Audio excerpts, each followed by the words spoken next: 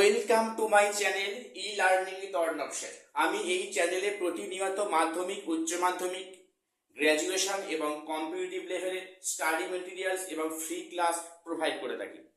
আজকে ক্লাসটা তাদের জন্য যে সমস্ত ছাত্রছাত্রীরা 2026 সালে ক্লাস 11-এ সেমিস্টার 2 পরীক্ষা দেবে, অর্থাৎ যাদের সেমিস্টার 1 পরীক্ষা কিছুদিন আগে শেষ হয়েছে। দেখো, আমি এই চ্যানেলে অলরেডি ক্লাস 11-এর সেমিস্টার 2-র বিভিন্ন সাবজেক্টের সিলেবাস এবং মার্কস ডিস্ট্রিবিউশন নিয়ে ভিডিও আপলোড করেছি। সেগুলো যারা দেখোনি প্রত্যেকে দেখে নিও। আজকে আমার আলোচনার বিষয় হলো ক্লাস 11-এর সেমিস্টার 2 হিস্ট্রি বা ইতিহাস সাবজেক্টের পূর্ণাঙ্গ সিলেবাস এবং নাম্বার কম্বিনেশন। তোমাদের ক্লাস 11-এর সেমিস্টার 2 ইতিহাস সাবজেক্টে কতগুলো ইউনিট দেওয়া আছে এবং প্রতি ইউনিট থেকে কত নাম্বার, কত মানের কোশ্চেন আসে এবং কোশ্চেন প্যাটার্ন কেমন হয় সেই নিয়ে আজকের এই ভিডিওটা। প্রথম বলি, আজকে এটা হিস্ট্রি সিলেবাস, হিস্ট্রি। তো আমাদের জানতে হবে, দেখো তোমাদের তো সেমিস্টার 1 হয়েছিল এমসিকিউ বেসড এক্সাম, কিন্তু সেমিস্টার 2 আছে ডেসক্রিপটিভ বেসড এক্সাম, অর্থাৎ এখানে বড় প্রশ্ন লিখতে হয়। বড় প্রশ্ন বলতে স্যার ক নাম্বারে? দেখো, এখানে বড় প্রশ্ন বলতে 3 নাম্বার, 4 নাম্বার এবং 8 নাম্বার, এই 3 ধরনের মানের তোমাদের কোশ্চেন হয় এবং সেখানে এক্সামের ফুল মার্কস প্রত্যেকেই জানো সেমিস্টার 1 এর মতো 40 মার্কসের এক্সাম তোমাদের দিতে হবে সেমিস্টার 2-তে। শুধুমাত্র ভূগোলে আছে 35 মার্কস এবং বাকি বিষয় আছে কত? 40 মার্কস। দেখো, তোমাদের সেমিস্টার 2-তে হিস্ট্রিতে তোমাদের মোট 3টে ইউনিট দেওয়া আছে বা তোমাদের 3টে অধ্যায় দেওয়া আছে। সেগুলো কি কি একবার প্রত্যেকে দেখে নাও। অধ্যায় 1-এ আছে রাষ্ট্রের অবস্থা এবং গতি প্রকৃতি। দেখো, অধ্যায় 2-এ কি আছে? পরিবর্তনশীল সংস্কৃতি। অধ্যায় 3-এ কি আছে? দিগন্তের প্রসার। অর্থাৎ তোমাদের সেমিস্টার 2-তে মাত্র 3টে ইউনিট বা 3টে অধ্যায় তোমাদের সিলেবাসে অন্তর্ভুক্ত করা আছে।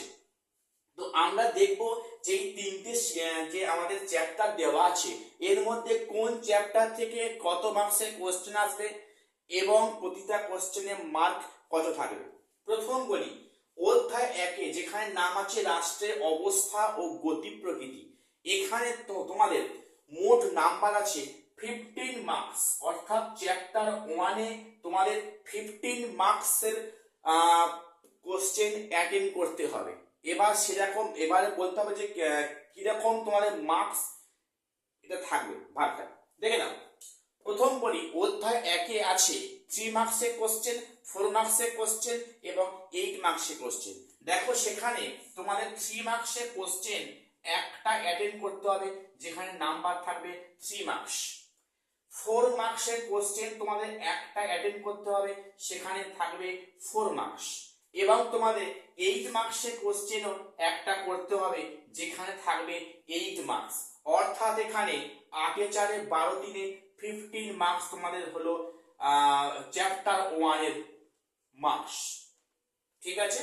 তাই 3 নাম্বার মানে প্রশ্ন চ্যাপ্টার 1 থেকে একটা অ্যাটেন্ড করতে হবে, 4 নম্বর মানে প্রশ্ন চ্যাপ্টার 1 থেকে একটা অ্যাটেন্ড করতে হবে এবং 8 মার্কসের কোশ্চেন চ্যাপ্টার 1 থেকে একটা অ্যাটেন্ড করতে হবে। এই নিয়ে হলো মোট 15 মার্কস চ্যাপ্টার 1। এবারে এসো চ্যাপ্টার 2, অধ্যায় 2, যেখানে নাম কি আছে? পরিবর্তনশীল সংস্কৃতি। দেখে নাও, এখানে তোমাদের কত মার্কস রয়েছে? এখানে তোমাদের মোট 10 মার্কস রয়েছে, অর্থাৎ চ্যাপ্টার 2 থেকে তোমাদের 10 মার্কস রয়েছে। তাহলে এখানে মার্কসটা কেমন ভাবে ভাগ করা হয়েছে?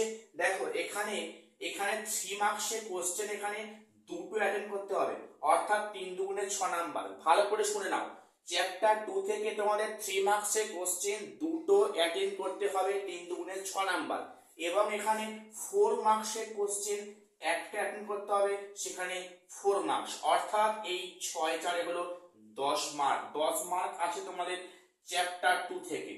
সবাই ভালো করে শুনে বুঝে নাও। দেখো, এবার চ্যাপ্টার 3, চ্যাপ্টার 3-তে কি আছে? দিগন্তের প্রসার। দেখো এখান থেকে কত মার্কস আছে, এখান থেকেও কিন্তু 15 মার্কস রয়েছে, ঠিক চ্যাপ্টার 1 এর মতো এখানে তো কিন্তু 15 মার্কস রয়েছে। তাহলে এখানে নাম্বারের ভাগটা কেমন দেখে নাও। এখানেও 3 মার্কসের কোশ্চেন তোমাদের একটা করতে হবে, যেখানে 3 মার্কস থাকবে। 4 মার্কসের কোশ্চেন তোমাদের একটা করতে হবে, যেখানে 4 মার্কস থাকবে, এবং 8 মার্কসের কোশ্চেন একটা করতে হবে, যেখানে 8 মার্কস থাকবে। অর্থাৎ এই নিয়ে হলো 8 4 12 3 15 মার্কস বা 15 মার্কস। তাহলে তোমরা প্রত্যেকে আশা করছি ব্যাপারটা ক্লিয়ার করতে পারলে।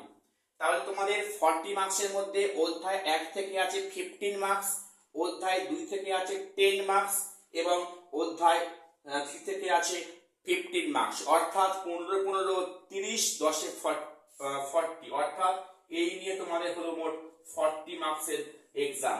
আশা করি প্রত্যেককে ব্যাপারটা ক্লিয়ার করতে পারলে।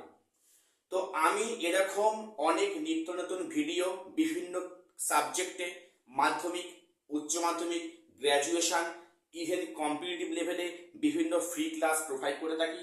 প্লিজ আমার চ্যানেলটিকে প্রত্যেকে সাবস্ক্রাইব করে আমাদের পাশে থাকবে এরকম বিভিন্ন সাবজেক্টে গুরুত্বপূর্ণ নোটস, সাজেশন এবং সিলেবাস সম্বন্ধে সম্যক ধারণা পাওয়ার জন্য।